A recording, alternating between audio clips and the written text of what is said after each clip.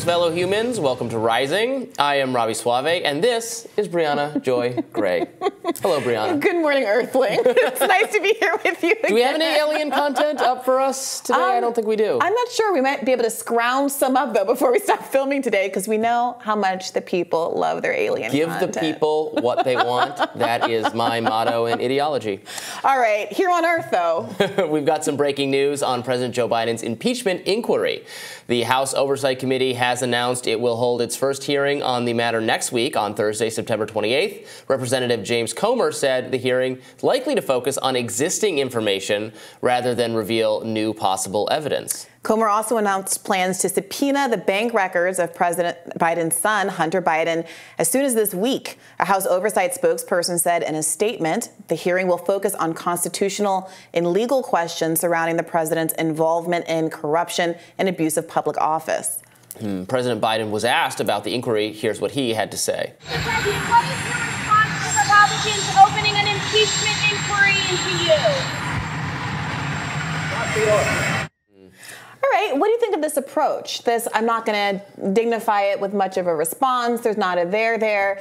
We've seen some skepticism from within the Republican Party as to whether or not this is a good strategic move.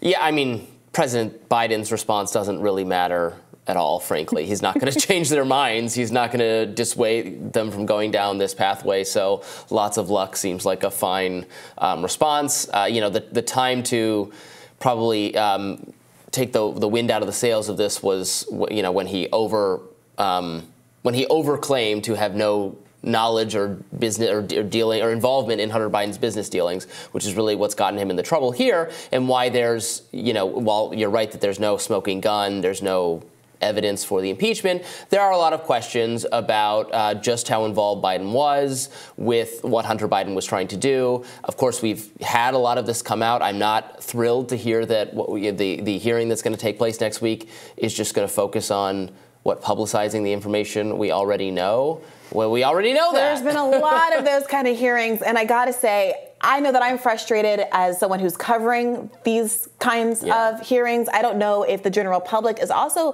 going to start to get frustrated that it seems like there's a lot of hearings that we've already vetted as opposed to doing the business of governance.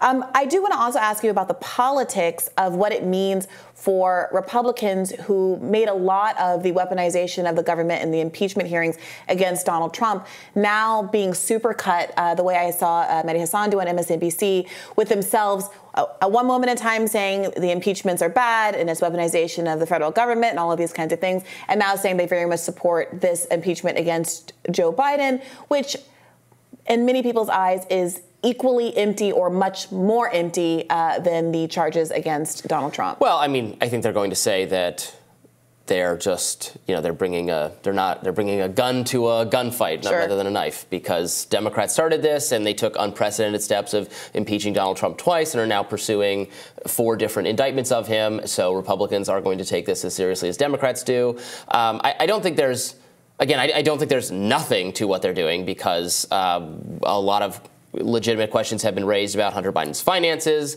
about Burisma, the Chinese, the Russians, all the sources of income he's had, the Biden participating in the phone calls for the dinners, actually being there present. Look, it's not. You can't say there's nothing there.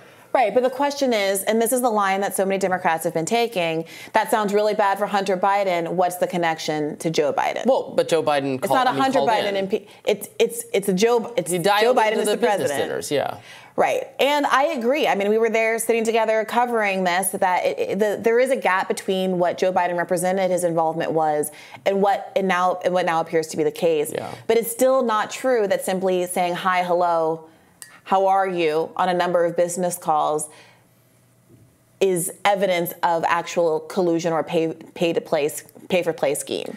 Right. It contradicts, however, what he and the White House on his behalf said about his level of involvement. The involvement was more, we already know that it was more extensive than what is claimed, so maybe it's even more extensive than that. But there's plenty of reason to investigate, but there's nothing to impeach yet. I mean, this could just be that Joe Biden, as we know, is a serial fabulist who likes to exaggerate things in the same way that he exaggerated breaking Nelson Mandela out of jail or whatever. It's the same way that he exaggerated his non-involvement with his child's business but that's the same as the defense Trump and his people are making. No, he says a lot of things that aren't true. He really believes it. It's not true. Like, I mean, I don't know. This is not. Our political leaders are very corrupt and very flawed, and there's a lot of inquiries into their bad behavior going on, and a lot of Americans wish we had other choices for who's going to be the next leader of the country, but here we are. Yeah. There's also a damning new report on the state of the Biden campaign from the Washington Post. Anxiety continuing to ripple through the Democratic Party over the president. Persistent concerns about Biden's age coming amid a series of polls showing that he's neck and neck with Trump. Sharon Sueda, an Ohio Democratic Party leader, told the Post plainly, quote, Biden is in a period of his life where passing and death is imminent. Attempts to smooth things over from the party leaders have been unsuccessful. Jim Messina, who managed Barack Obama's 2012 campaign, recently put together a presentation to address Democratic lawmakers' quote, bedwetting. But even he sounds less confident, telling the Post, quote, I'm not saying that this is going to be easy, and he's fine. America is split right down the middle. Both parties are going to get 46%, and we're fighting over the rest. In response to the Post, Biden's campaign shrugged off concerns. The spokesman said, quote, coming off the president's historic midterm performance, President Biden is delivering results. His agenda is popular with the American people, and we are mobilizing our winning coalition of voters well ahead of next year's general election. Now, in recent days, more progressive members of the party have urged Biden to back up his claims of being the most pro-labor president ever by joining striking United Auto Workers on the picket line. Per reporting from Jeff Stein, the White House has resisted such an unprecedented show of support. However, the pressure is on. Donald Trump is headed to Detroit next week to speak to striking auto workers and electricians. Yeah, so apparently, if Joe Biden were to join the striking workers on the picket line, it would be the first time in about a century that that has happened.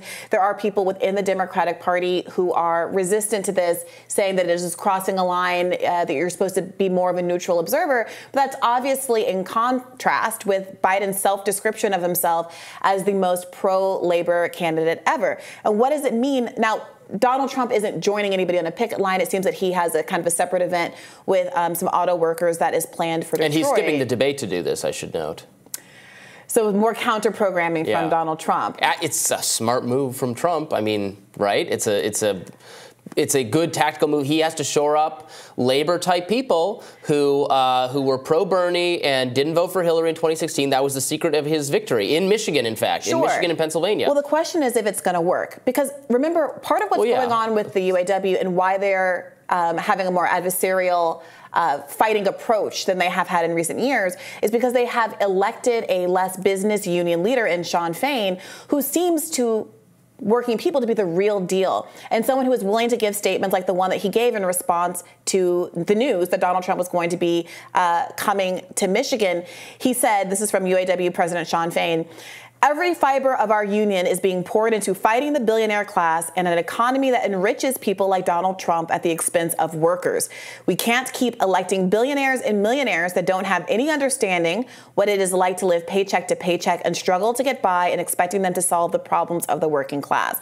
Now, with that kind of a strong sentiment coming out of union leadership, and with Sean Fain and Donald Trump having had scrapes in the past where Donald Trump has urged the union to find new leadership, basically to revert to the more conservative business union leadership of years past, it's unclear whether or not he is going to be able to persuade the rank and file that he is more aligned with them in their interest than Sean Fain, who has become almost a folk hero of sorts, is.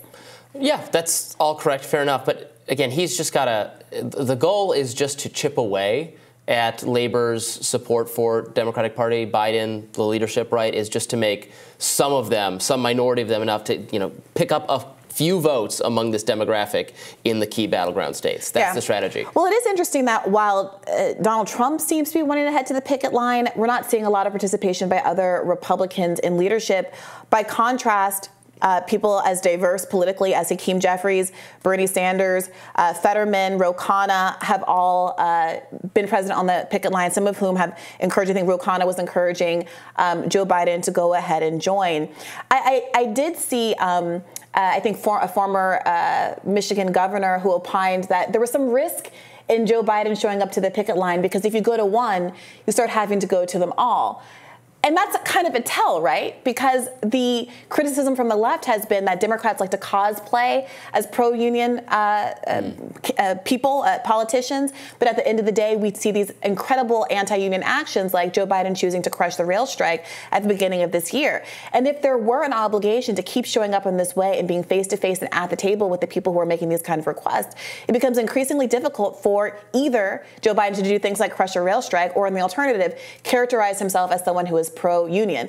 So their ability to kind of play the middleman and do that kind of three-card Monty will be disrupted by increasing calls for them to really commit on the ground and have to confront their choices. Indeed. Well, we'll continue to follow that, see if Joe Biden changes his mind and decides to visit. More Rising right after this.